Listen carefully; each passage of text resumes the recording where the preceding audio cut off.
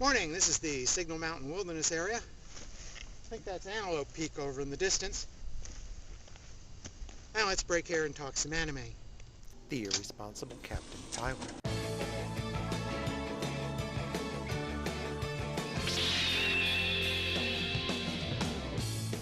The Irresponsible Captain Tyler was a comedic space opera TV series from 1993. I remembered it fondly and recently revisited it. Somewhere in the distant future, on an alien world, a little girl is crying. Poor young Aslan has just been told that her father is dead, and she is now Goza the 16th, Empress of the Holy Ralgan Empire. Her advisors, led by Prime Minister Wang, insist that the old emperor's death was no accident, but an assassination by the hated United Planets. Inexperienced and unsure of herself, little Aslan must decide between war and peace. Meanwhile, back in the United Planets, that'd be us humans, by the way, a sophisticated debate rages among the military as to whether this is a good time to start a war with the Ralgan Empire. Completely oblivious to all this, a laid-back underachiever named Justy Tyler has just decided to join the United Planets Space Force. Tyler reasons that the military offers an easy life. After all, it's free room and board, and they even give you spiffy clothes to wear.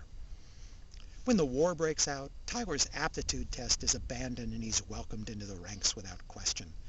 In a short stint with a desk job in the pension department, he meets a legendary retired admiral and quite accidentally becomes a hero. A rather resentful military command promotes Tyler as a reward, and to get him out of the way, makes him captain of the UPFS space cruiser Soyokaze, the garbage scow of the universe, with a crew of total misfits. It's sort of like becoming coach of the Oakland Raiders. Tyler's new first officer is an enthusiastic career officer who can't believe his beloved high command would assign such a clueless slacker as his captain. Neither can Lieutenant Commander Yuriko Star. The rest of the ragtag crew, however, seems pretty pleased with the captain's do-whatever-you-want style of leadership. これを機会に艦長にはもう一度戦術のいろはを復習してもらわなければなりませんな。そんなことしなくてもいいんじゃない？負けるときは何をやっても負けるよ。相手は僕たちより強くて賢くて数も多かった。それでも負けちゃったんだもの。こっちはただ逃げてただ。While there's a running story to the irresponsible Captain Tyler and an actual conclusion to the series, there are plenty of character episodes as well. Tyler offers plenty of diversions for ghost stories, a spat over relaxed dress codes, an assassination attempt, and a strange trip inside Tyler's brain a la Martin Short's Inner Space. Obviously this is a comedy, and I found it to be a truly funny one. It made me laugh. It's not all silliness, there's also a subtle layer to the humor, and some great characters aboard the Soyokaze. My first thought was to compare Tyler to Chauncey Gardner, the Peter Sellers character in Being There, who cluelessly drifts to power through luck and misunderstanding as everyone around him reads their own thoughts and intentions onto his incomprehensible statements. But Tyler is more complex than that.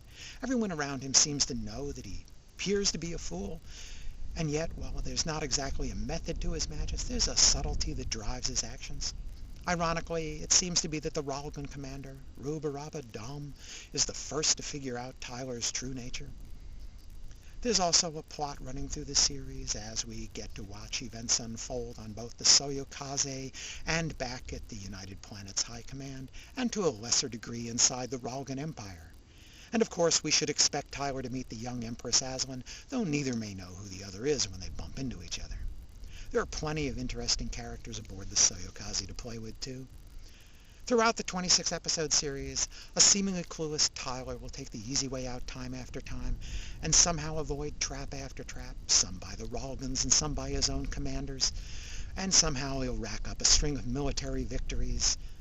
Tyler's high command hates him almost as much as the Ralgans fear him, and both sides would like him gone.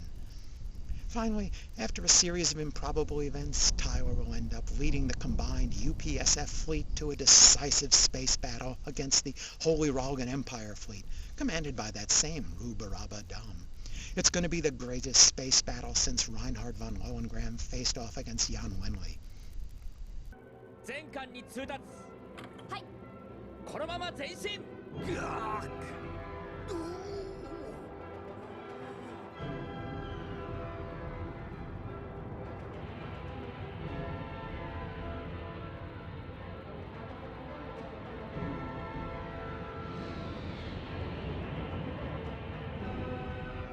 Okay, you can probably guess it's not going to be that kind of battle, and you won't confuse Captain Tyler as a tactical genius, even if everyone around him in the anime does. By the way, while series composer Kenji Kawai provided a good deal of original background music for the series, that particular piece wasn't his. I noticed late in the series a lot of classical pieces showed up. Maybe Kenji Kawai ran out of notes. But speaking of the music, the Tyler series has a great soundtrack, including instrumentals by Kenji Kawai and some pop songs by various singers. They've been showcased in some originally animated music videos that are included with this set. The Irresponsible Captain Tyler is based on a light novel by Hitoshi Hyoga. The screenplay is from Hiroyuki Kawasaki, who also wrote Martian Successor Nadesico and Sakura Wars. The animation is from Studio Dean, and it's excellent for a 15-year-old TV series. I love the background art, especially in the ship designs on both sides. The Ralgans use an ugly-looking organic technology, all rounded and bumpy, with viscous fluids instead of doors. And over on the United Planets, it's all very Star Trek, with plenty of inside jokes, and the Soyokaze is a mess by anyone's standards. I think every starship bridge should have a Tanuki statue. The Irresponsible Captain Tyler is directed by Koichi Mashimo, who also directed The Haunting Weathering Continent, plus a bunch of Girls with Guns action fare. For my taste, I give Irresponsible Captain Tyler 4 stars. I enjoyed its characters, and it makes me smile and laugh. Tyler's a fun guy to watch, and you should check him out. The Right Stuff released Tyler in the US with both English subtitles and an English dub. The dub's stilted and miscast, and I'm not saying that just because I watched the Japanese Laserdisc too many times back in the old days. They've even re-recorded the songs into English. What I can say about the translated vocals is that she sings better than I do. But she's not Marie Sasaki.